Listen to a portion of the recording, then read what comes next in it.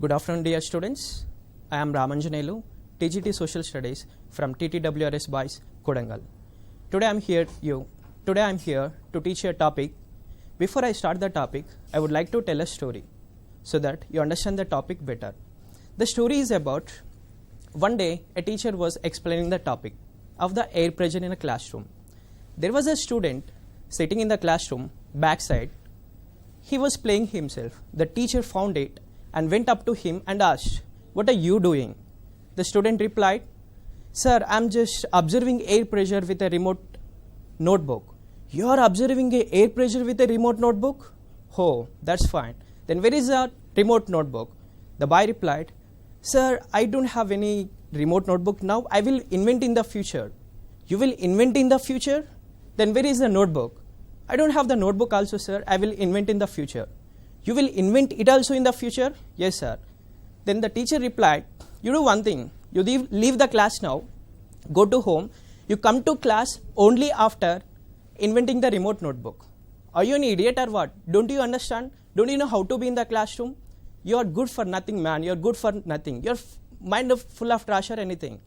The teacher scolded the student, and the student felt very sad and went home. He went home, knocked on the door. Mom, can you open up the door? Mom, are you there?" Mother opened the door, looked at his son and asked, "Why are you looking so dull?" He replied, "Mom, just leave it, Mom. I just get me some water." Then the boy was unable to concentrate on any work because whatever words said by his teacher were revolving in his mind. He was unable to forget it. But one thing he realized it what he wanted to find what he is good for, what is special for. That night all were having the dinner. The boy wanted to know what I'm good for, what I'm special for. Then he asked his father, who was sitting opposite to him, "Father, did you find any time what I'm good for, what I'm special for?" The father, who was already upset with some tensions, replied, "Are you an idiot or what? How many times I said you not to speak while eating? Just shut your mouth and eat." The boy again was upset. He was very sad. Here, the boy realized two conditions, two rules. One, which was told by the teacher in the classroom, that pay attention in the classroom. Two, said by his father, that do not speak anything while eating. The rules are okay, but this boy wanted to find something special, what I'm great for, what I'm special for. On the following day, he went up to his best friend. He had a friend called Ravi. He went up to his best friend and asked, "Ravi, you have been seeing me since many years. Did you any time find me what I'm good for, what I'm best for? Did you find anything special within me?" Then his friend Ravi, instead of replying him, he just stared at him and said, "I thought you are a good friend to me, man, but I never expected this from you. What did you do? You just stolen my pen. The pen in your pocket is a special gift to me given by my best friend Akshita. But you have stolen it. I have been searching for this pen since many days. You know, I thought you are good to me, but I never expected this." The boy Kritin was trying to convince that he did not steal the pen. Before he said something, he hid on a face, took the pen and left the place. Kritin realized rule number 3. Rule number 3 is, do not buy something that already whatever is there with our best friends.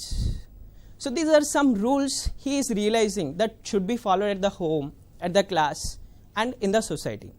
But he wanted to find actually what he is good for, what is special for. Though he asked his teachers, he asked his father and everyone, but no one could help him what is good for, what is special for. One day, he grew up in the society with the humiliations, he grew up in the society with the insults by taking someone's opinion as a reality on him. He thought whatever others are thinking about him is a real. He grew up in the society. After 5 years, one day he woke up, he stood in front of the mirror, looking at himself, took his right hand, kept on the heart, stretched his left hand, looked at the mirror and asked, "What I'm great for, what I'm special for." A voice came from inside of him and said, "You know, man, you are great. You have such a good voice. You are a great speaker. Then after few years, this boy became a great public speaker. Great public speaker inspiring thousands of the students. Great public speaker inspiring many people. You know, he also helped thousands of the students in realizing their dreams. He helped thousands of the students in understanding the problem. He helped thousands of the students in creating ideas. An idea can change your life. After 5 years, one day morning, the same class, same teacher was explaining the topic of the air pressure. The class was so silent, but the teacher heard some noise, papers movement in the classroom. Some papers are moving. So the class was silent. He wanted to find what it was. Teacher went just back. By the time he reached there was a man just pressed a button. When he pressed a button, something opened up into the head. It was a spring. Then a spring opened up. On the spring, there is a book. This man is operating that book with the remote. The remote which had 2 buttons. Pressing the buttons, the pages are moving forward and backward. This is a great invention of this boy. Once who was told, good for nothing. He invented that remote notebook. Whatever he said to his teacher one day. The teacher asked, who are you? Sir, I am a student. One day you told me, I was told that you are good for nothing. You asked me to leave the class and go home. You come to the class only after inventing the remote notebook. Today I have done it because the inspiration is you. So I wanted to dedicate this remote notebook to you. This was a great invention. Here I told you a story. In this, the boy realized, this Kritin realizes some rules to be followed at the home. I told you the first one, which was told in the classroom by the teacher, that pay attention in the classroom. Number 2, whatever father said, do not speak anything while eating. Number 3, whatever he understood by his friend, do not buy anything similar to our best friend's things. So these are the rules. You know, there are also some rules at the home, at the school, in the society to be followed. But these are not written anywhere. Are they written anywhere? No, we just follow because our elders say us to follow. We have something where there are the rules and regulations written in a book. We are going to discuss about this book. This book is the Indian Constitution. To govern a vast country of India, we need some rules and regulations to be followed. These are written in a book. It's called Indian Constitution. I told you a story where the boy Kritin was unique. Kritin was unique, but no one understood him. Kritin was unique, but no one could help him. Kritin was unique, but no one could encourage him. But I'm going to tell about something which is also unique, which you can understand, which is also unique, which you can read it, which is also unique, which helps you to do something. So this is, the unique thing is Indian Constitution. Now, let us start the topic, the Indian Constitution. What is the word constitution? The word constitution means a system of laws by which a country is governed is called constitution. I repeat once again, constitution means there are some rules and regulations that I told you formally, but a system of laws by which a country is governed is called constitution. You know, when we study about the Indian Constitution was drafted under very difficult circumstances. There were very difficult circumstances. Now we study what were the difficult circumstances. Before we study the different difficult circumstances, first we need to understand what is the meaning of the circumstance. The word circumstance. Circumstance means an action that affects a situation, or the way something happens is called the circumstance. We have difficult circumstances. Now I'm going to tell, just listen up. Number 1 is literacy levels and education were very low in our country. Just you look here. Number 1, I told you literacy levels and education were very low in our country. So when we discuss about these circumstances,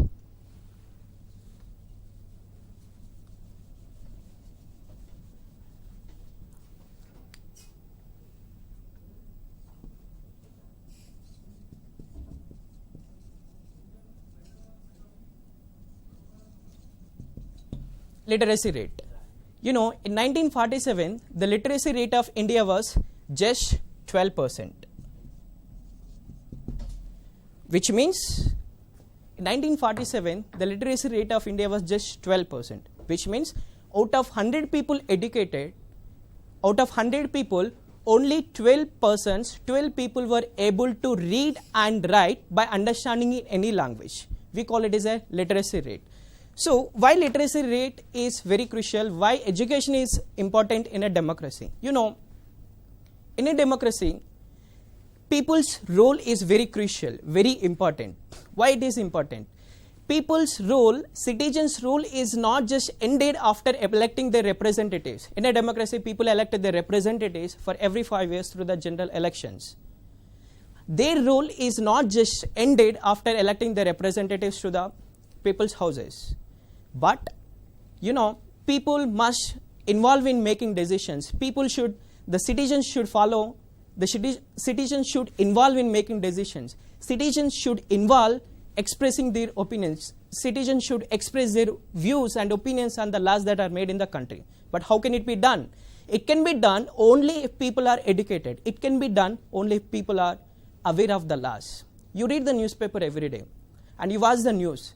You understand what is happening in the country, and you know whomever you have elected your representatives, what are they doing? What are the decisions taken by them? You discuss. So that you are called a responsible citizen.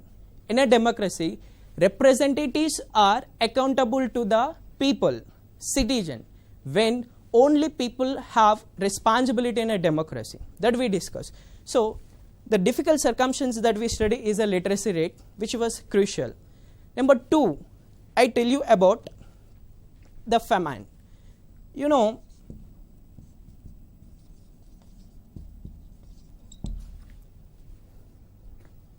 there was acute shortage of the food and lakhs of the people, acute poverty was there in the country and lakhs of the people died of the famine. What is the meaning of the word famine?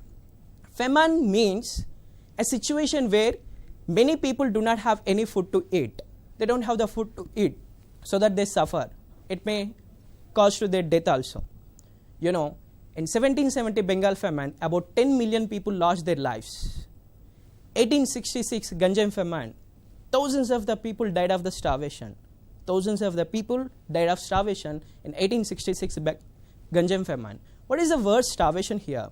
The word starvation means, you know, suffering or a death caused by having nothing to eat is called starvation. So, there were many famines happened in the history of India. 1943-45 Bengal famine. In 1943-45 Bengal famine, about 3 to 5 million people lost their lives because there was no food. In Kolkata city, thousands of the people left the villages. They came to the Kolkata, sat on the pavements, died there itself because they had huge self-respect and they don't know how to beg. There was no food to eat. As a result, they died. So these were the difficult circumstances that we are discussing. And you know, now question is, when you think about it, why there were the famines in the history of India?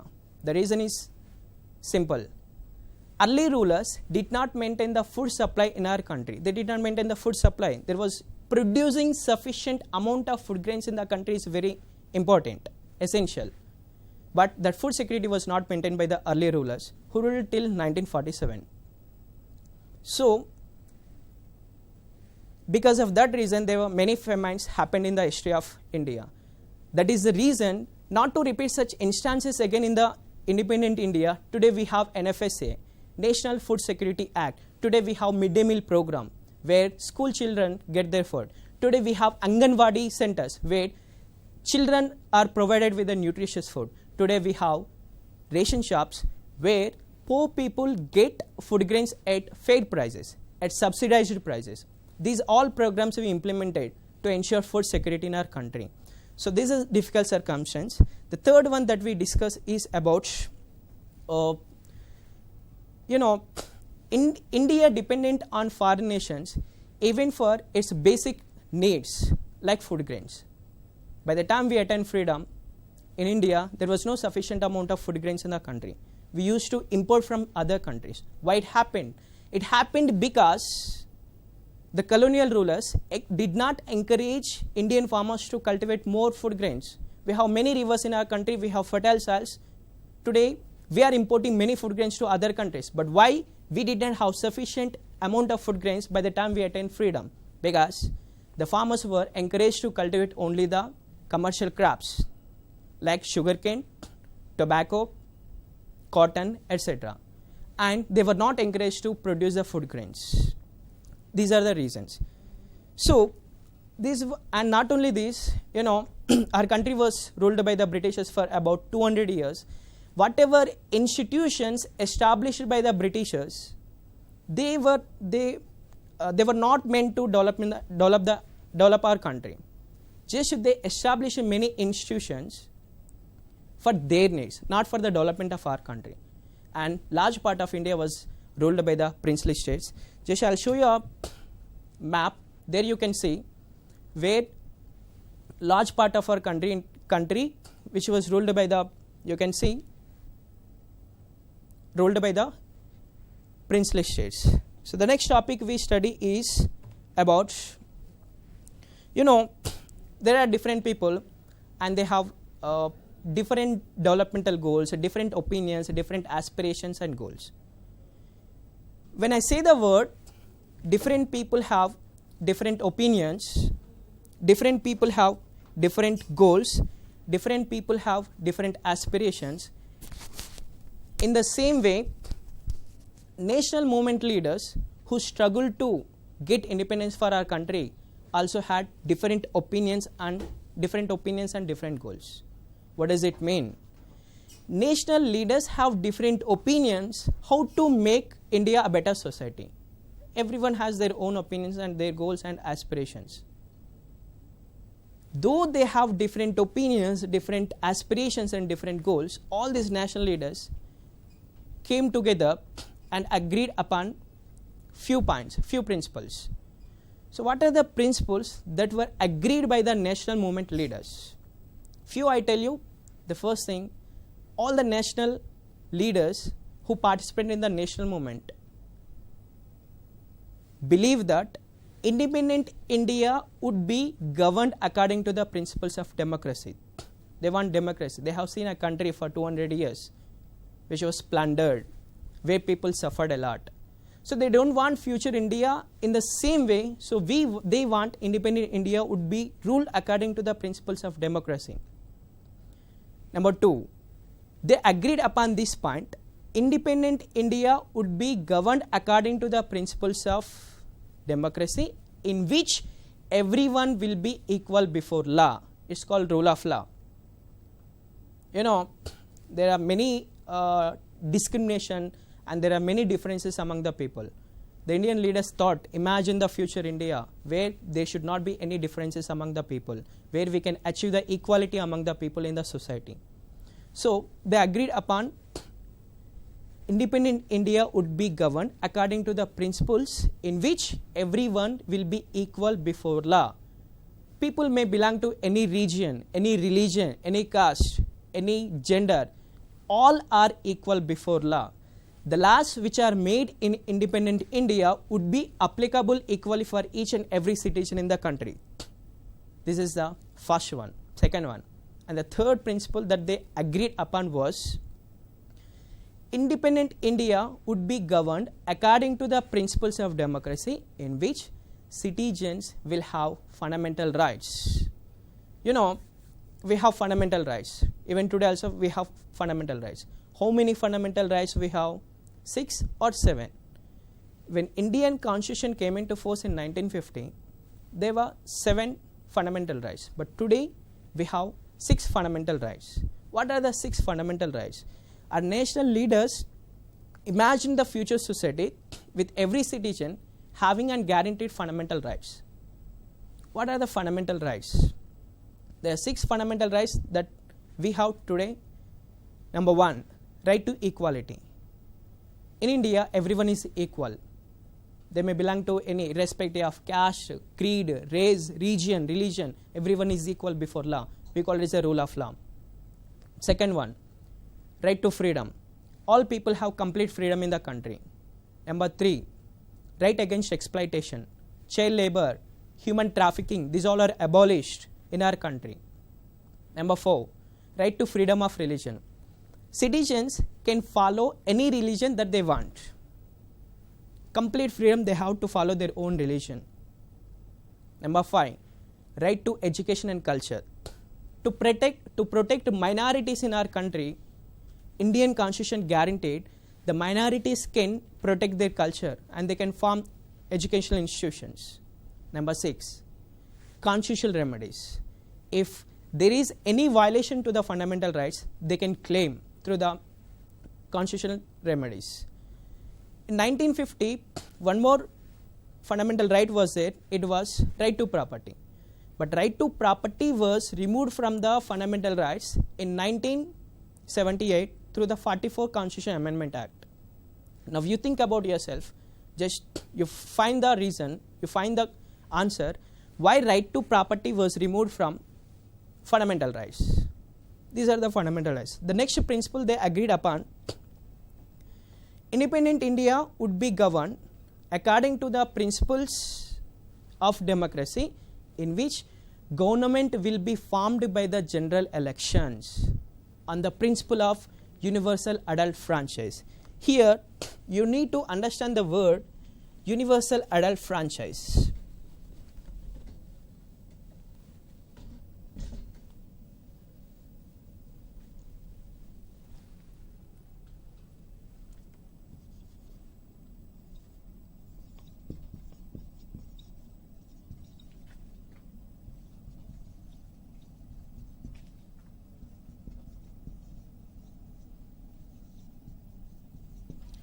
What is the meaning of universal adult franchise?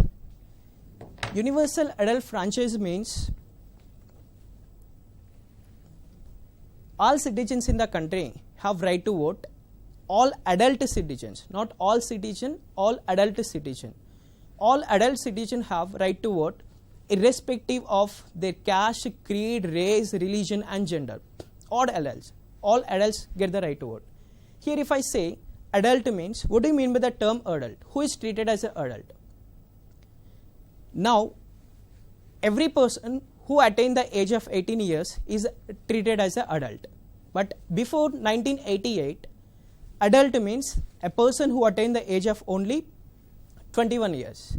But this age for getting right to vote was reduced from the 21 years to 18 years through the 61st Constitution Amendment Act in 1988. In 1988, through the 61st Constitution Amendment Act, the age of voters was reduced from to get right to vote was reduced from 21 years to the 18 years that we are following today. Okay, in a country, everyone gets the right to vote after attaining the age of 18 years. That's fine. But I have a doubt here. The doubt is that if a person is mentally retarded, if a person is mentally unsound, do they get the right to vote? Does that person get the right to vote? Think. Here, why they declare certain age for getting right to vote means, because if we attain the age of 18 years only, we can make a choice to elect our representatives. This is the main reason for having certain age to get right to vote. But when I say about the mentally retarded people or mentally unsound people, they, according to the Representation of People Act RPA 1950, according to section 16B, people are a person who is having unsound mind or mentally retarded. They do not get right to vote. Only people are sound mind get the right to vote after attaining the age of 18 years. So this is about the next principle that our leaders agreed upon. The next topic we study is about sources of inspiration and ideas for framing Indian Constitution. When we talk the topic about the sources of inspiration, I told you a story before where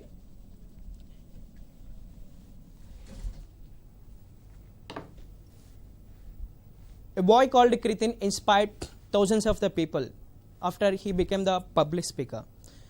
And he got inspiration from his teacher after facing the insults. Similarly, for doing any great thing in the life, there is an inspiration behind. Now we talk about what are the sources of inspirations and ideals for framing Indian Constitution. Our Indian Constitution leaders who prepared who framed the Constitution, they inspired from ideals of the French Revolution. French Revolution, one of the greatest revolutions that you already studied.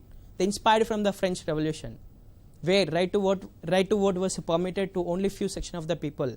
All people did not have right to vote. And they inspired from practice of democratic parliamentary in Britain. They inspired from Bill of Rights in the USA. They inspired from thoughts of Mahatma Gandhi. They inspired from many other national leaders. They also inspired from struggles waged by diverse kinds of the people to live in a better society.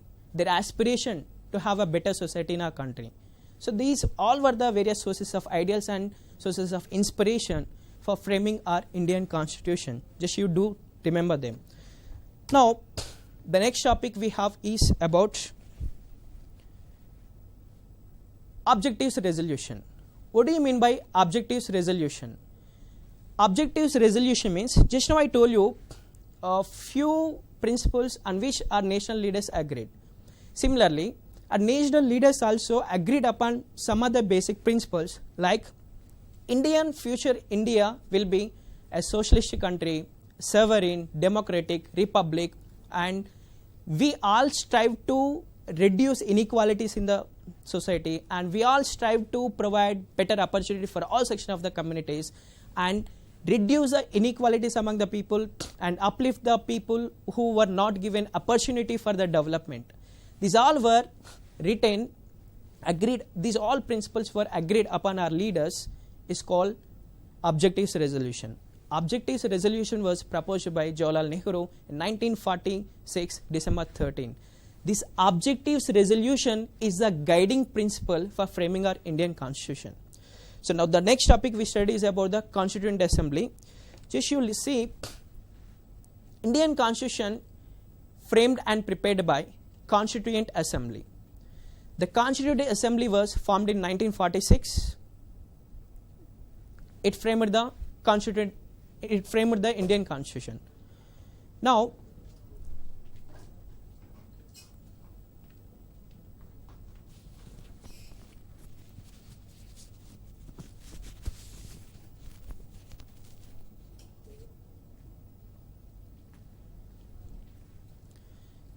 Indian Constitution was framed by Constituent Assembly. If I ask you a question, according to you, imagine no one prepared Indian Constitution. It is you have to decide a person or decide who to prepare Indian Constitution. If I ask you a question, whom do you select to prepare Indian Constitution? Because some people, some students say, so they want intellectual people to prepare our Indian Constitution. They want educated people to prepare our Indian Constitution. Few say, we choose elected leaders, we choose national movement leaders, we choose everyone. But whatever you say, an educated people, if it is really prepared by only one person or few group of the people who have an idea of the laws and who read the constitution of other countries, they can't do justice. How? Because a person sitting in the Delhi, an educated people who is preparing something, he may not have idea what are the problems faced by the people of Telangana, what are their aspirations, what are their dreams. So in order to represent all parts of the country, when Indian Constitution was framing in 1946, it was very essential and compulsory to represent all parts of our country, to represent all sections of our country. That is the reason Indian Constituent Assembly had members who represented all parts of our country, who represented all sections of the Indian sections. Now, Indian Constitution, to elect members to the Constituent Assembly, in 1946 July, elections were held. Elections were held in 1946 July. 389 members were elected to the Constituent Assembly. Of these 389 members, 296 members were elected from the provinces and 93 members were elected from the princely states. When I say the word provinces and princely states. What do you mean by provinces and princely states? You know, British India consists of two parts. They were provinces and princely states. Provinces were those areas which were directly ruled by the Britishers. They ruled. Princely states were those areas which were ruled by the local rulers and kings. So, in 1946 July, when elections were held to the Constituent Assembly, 389 members were elected to the Constituent Assembly to frame Constitution. These 389 members represent all parts of our country, represent all sections of the country, like Muslims, Sikhs, Hindus, SCs, STs, tribals, minorities, everyone, all sections. You know, of these 389 members, 296 members from the provinces are elected through the elections, but 93 members from the princely states were not elected. They were nominated by the heads of the princely states. Here is a question. Why do you think kings were given a chance to nominate some members to the Constituent Assembly instead of electing them? Just you try to find the answer for this question. You'll get some more information. Now, so I said some members were elected from the provinces, some were nominated from the princely states. Here you need to understand independent Indian Constituent Assembly. The Constituent Assembly had members. Some members were elected, some members were nominated. It had both members. So in 1947, the country was partitioned based on the relation. India and Pakistan was divided in 1947, August 15. After partition of the country in 1947, the Constituent Assembly also divided. Whatever number I told you before, 389. These 389 members in the United India before partition of the country. But after partition of the country in 1947, August 15, the Constituent Assembly also divided into the Indian Constituent Assembly and that of the Pakistan Constituent Assembly. After partition of the country of 389 members, Indian Constituent Assembly had 299 members. Of these 299 members, 229 members were elected from the provinces and 70 members were elected from the princely states. Not elected, nominated by the heads of the princely states. That's about it.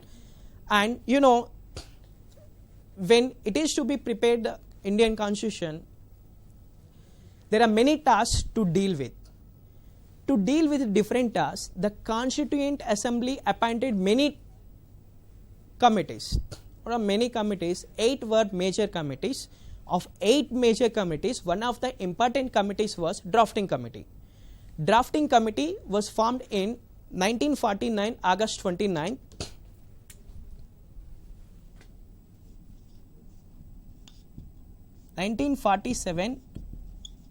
August 29 to draft a constitution for India. The chairman of drafting committee was Dr. B.R. Ambedkar, who played a key role, who played a crucial role for framing Indian constitution. The drafting committee also had some 6 other members. Now, when I tell you about the framing of these laws and committees, before that you need to understand one thing.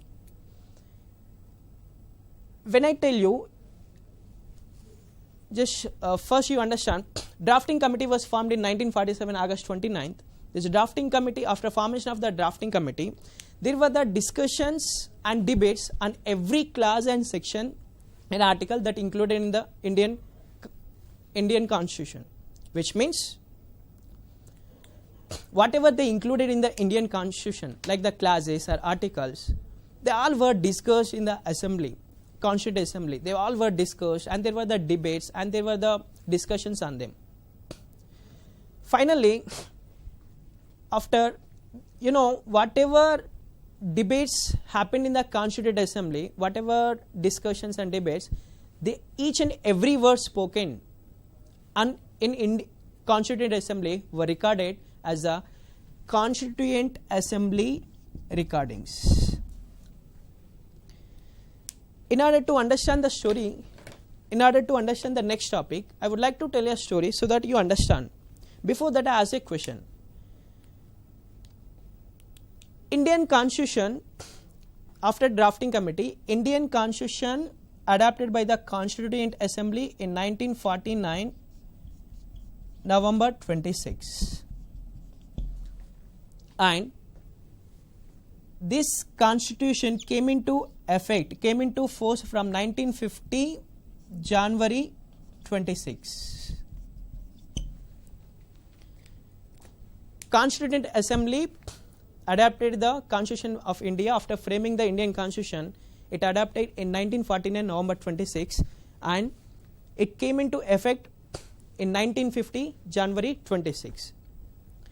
Just you find the reason why, though completion of the Constitution completed in 1949, November 26, why they waited for 2 months. Just you find the reason.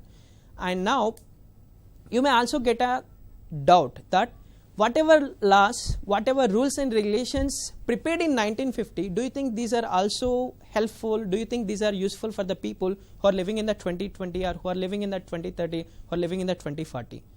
So, according to the needs of the people, according to the needs of the society, laws will change. Laws which are made in 1950 may not be useful now. So, Indian Constitution great feature is Indian Constitution also is a flexible where we can change some laws, rules and regulations according to the needs of the society and according to the needs of the people. Now, I'll tell you a story. You understand. Just listen to this story so that you understand the next topic better. The story is about one day a man came from the office very tired. He sat in a sofa and asked his wife, honey, can you get me a towel? He called his wife as a honey.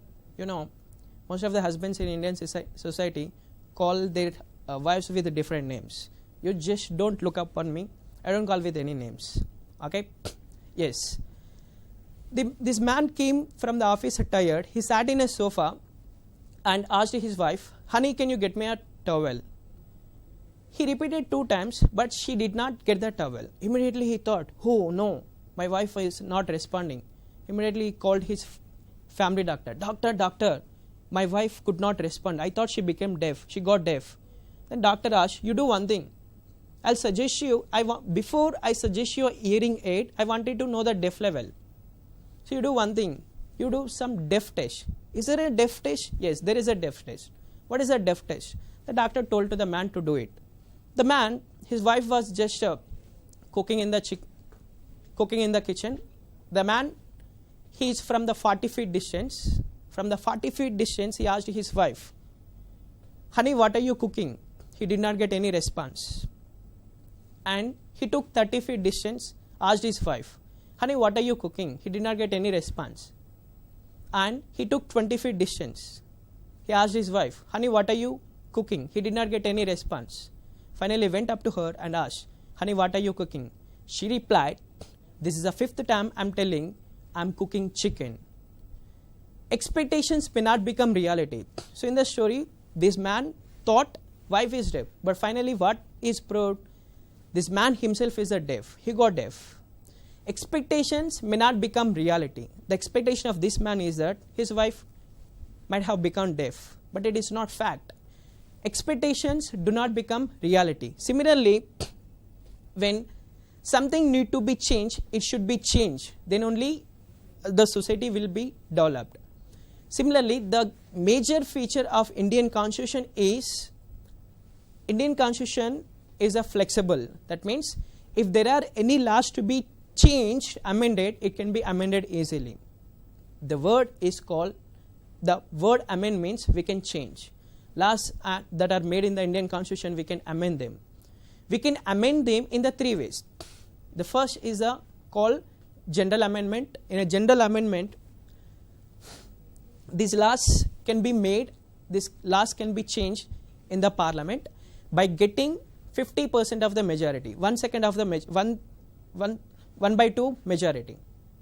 And second amendment is special majority. In a special majority, laws are amended with the 2/3 majority, and there is also requirement of there is another amendment where laws are made with the special majority with the permission of the state assemblies. So we can change according to the needs of we can amend the constitution according to the needs of the people and needs of the society. This is about it. Now the next topic we study is about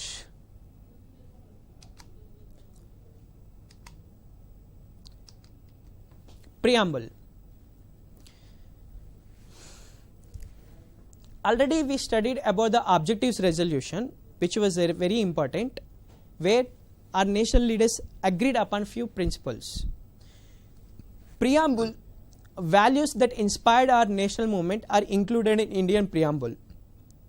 If we understand the preamble, the words in Indian preamble starts with "We the people of India." So if we understand the words, if we understand the preamble, we can easily understand the main goal of the Indian Constitution, the main objective of the Indian Constitution. Just look, now let us discuss what are the words which are mentioned in the Indian preamble. The first thing is republic. What is the meaning of the republic? The word republic means India is a republic country. If I say India is a republic country, what do you mean by the word republic? Republic means where head of the country is elected by people, either directly or indirectly. Then we call that country as a republican country. India is a republican country because in India, president is elected indirectly by the people. So we say India is a republican country. When we see some other countries like the England, do you think England is a republican country? No, it's not a republican country. Why?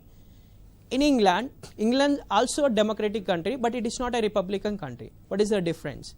In our country, president is elected by the people indirectly, but in head of the country is a president. But in England, head of the country is not prime minister. There is a queen. She was hereditary. She had a hereditary position. In our country, India does not have any hereditary position for the head of the country. He is elected. So we say India is a republican country. The next word that is there in the Indian preamble is sovereign. What do you mean by the sovereign? Sovereign means when a country India has supreme powers to take decisions on internal matters and external matters of the country. When a country had complete rights, supreme rights to make decisions on internal and external affairs of the country, we call this as a sovereign country. India is a sovereign country because we have complete power, complete right to make decisions on the external as well as internal matters of the matters. The next word we discuss is about socialist. India is a socialist country. How and why? You know, the wealth generated in the country is equally shared among the people. In a socialist country, the constitution and the country strive to reduce inequalities among the people. It strive to reduce inequalities.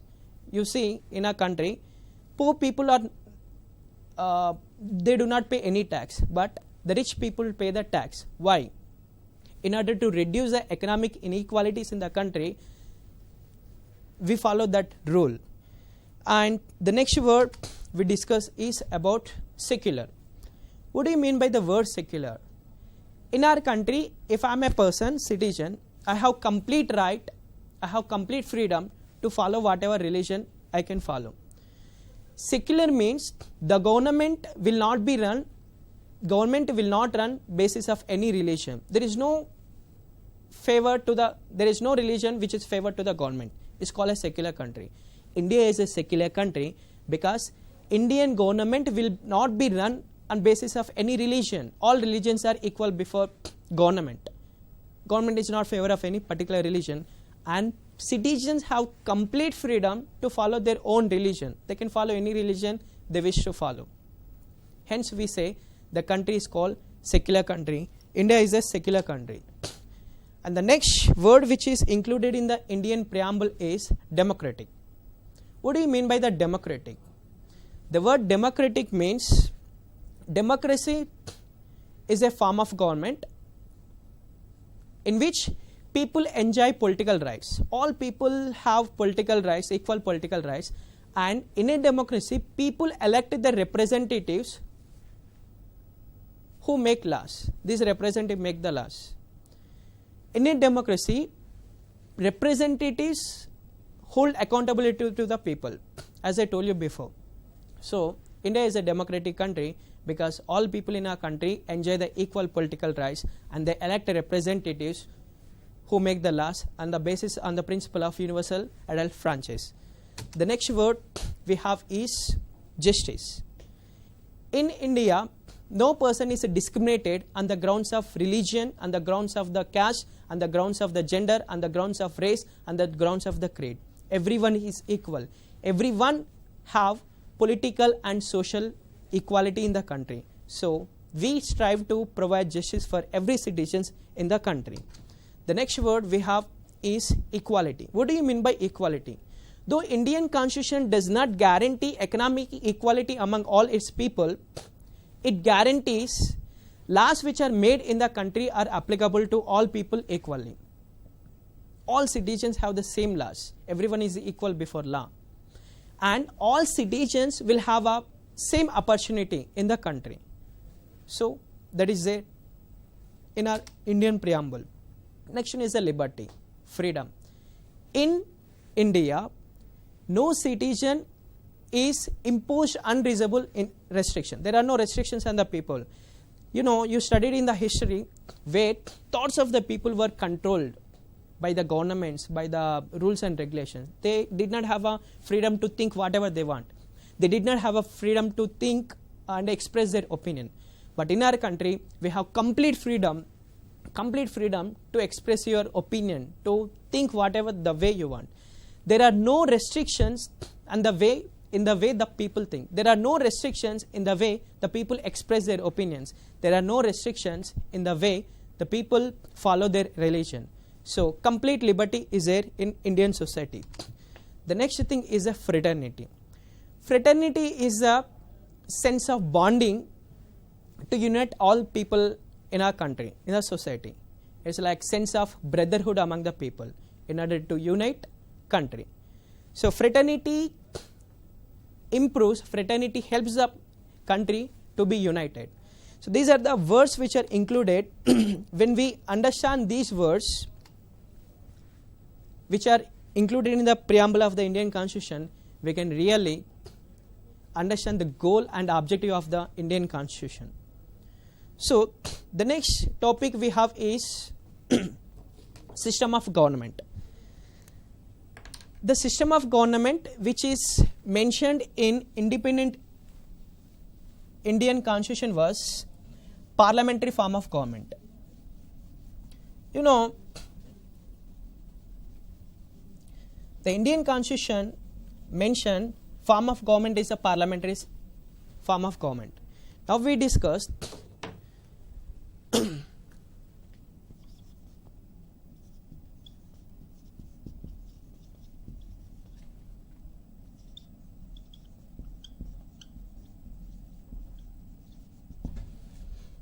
what is the form of government that we have? Parliamentary form of government. In India, Indian Parliament has two houses, Rajya Sabha and Lok Sabha. People elected the representatives to the Lok Sabha and Rajya Sabha members are elected by the state assemblies.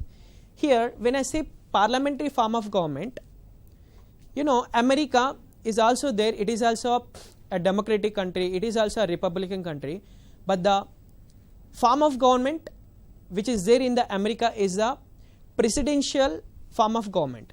Now we see it is very important to understand what are the differences between parliamentary form of government and presidential form of government. Now, if I tell you parliamentary form of government and presidential form of government, say it is America, this is India. presidential form of government and parliamentary form of government. In a presidential form of government, the head of the country is, the president is head of the executive. But in India, the head of the country, in India, head of the country is president. He is not head of the executive, but he is head of the state. And in presidential form of government, American president had secretaries under in charge of different departments. But in parliamentary form of government, we have ministers under in charge of different departments. This is second difference. And third difference is that in the presidential form of government, the president does not have to bound to accept advice of his secretaries. But in India, the president has to accept the advice of ministers. This is the third difference. And in presidential form of government, the president can dismiss any of his secretaries anytime. But in a parliamentary form of government, the president do not have any right to dismiss ministers in our country. We have different ministers in our country. The president is just, he represents the nation, but he does not rule the nation in our country. Indian president represents the nation, but he does not rule the nation. He is not head of the executive. He is the head of the state. He is the first citizen of the country. So these differences you need to remember, important differences. What are the differences between presidential form of government of the USA with that of the parliamentary form of government in India? Four differences. In the presidential form of government, in the presidential system of government of the USA, president is head of the executive, and in a Indian parliamentary form of government, president is head of the state. He is not head of the executive. Government has three organs. They are executive, legislature, executive, judiciary. Legislature makes the laws, executive implements the laws, and judiciary protects the laws. Similarly, here Indian president is only the head of the state. He does not rule. Second one, there were no ministers in America.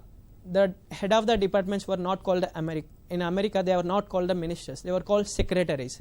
Similarly, in India, the head of the in charges of various departments are called the ministers. We have HRD minister, we have defense minister, we have Union Home Affairs minister. These all are the heads in charge of different departments in our country. And parliamentary form of presidential form of government, the American president does not accept, does not has to bound to the advice which is given by the secretaries. But Indian president has to bound to accept it, advice of the ministers. President can dismiss any of his secretaries at any time, but in India, the president does not have that right, that power. Okay, so this just you look upon. And the next topic we study is Indian Constitution also guarantees the federalism. What do you mean by the word federalism? Federalism means, in India we have central government and state government.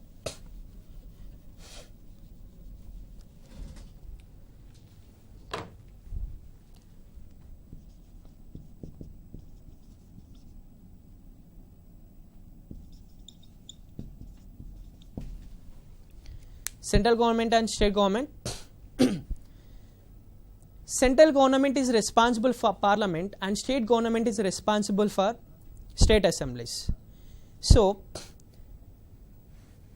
to make laws in an entire country, the powers are divided among central government and state government. We call it as a federalism or federal form of constitution. Indian constitution provides powers to both central government and state government to make laws in the country. State government which is responsible for the assembly, central government which is responsible for the parliament. But we also have another form of constitution is called unitary constitution. In a unitary constitution, there is no central government. all the laws are made by only the central government, absent of duality. There are no two governments like the state government.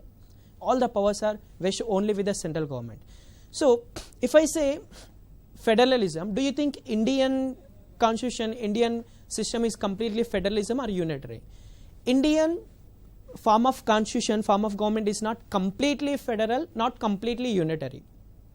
Because in India, powers are distributed among the center and state, but in India, central government exercises more powers than the state government.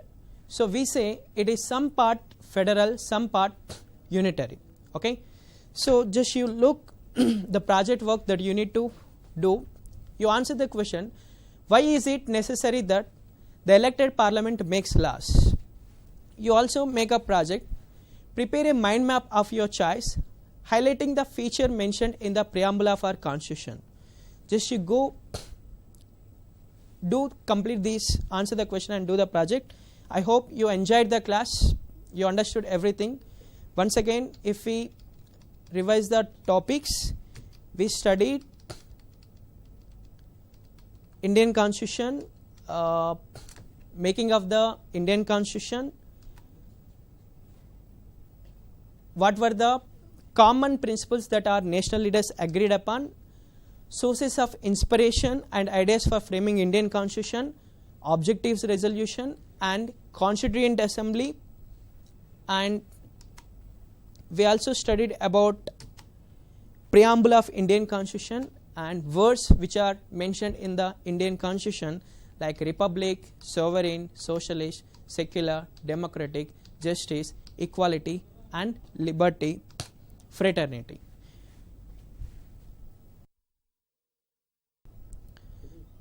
So once again I revise the topic. Indian Constitution, as I told you, guarantees a federalism. So federalism means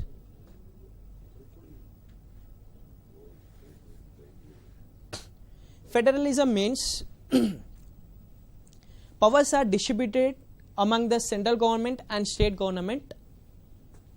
State government is responsible for making laws at the assembly. Central government is responsible for making laws at the parliament.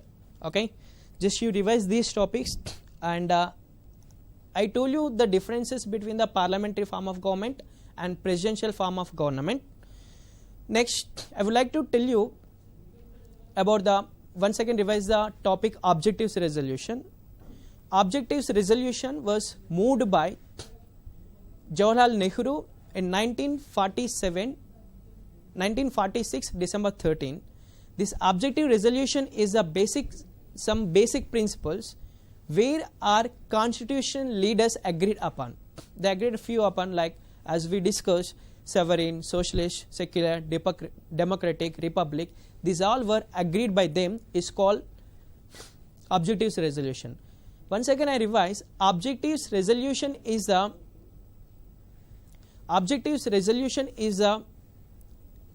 guiding principle for framing Indian Constitution.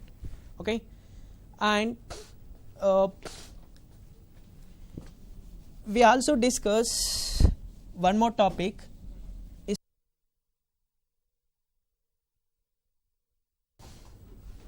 Okay, thank you so much for giving this opportunity to teach you the topic of the Indian Constitution. I hope you all understood the topic. Thank you so much.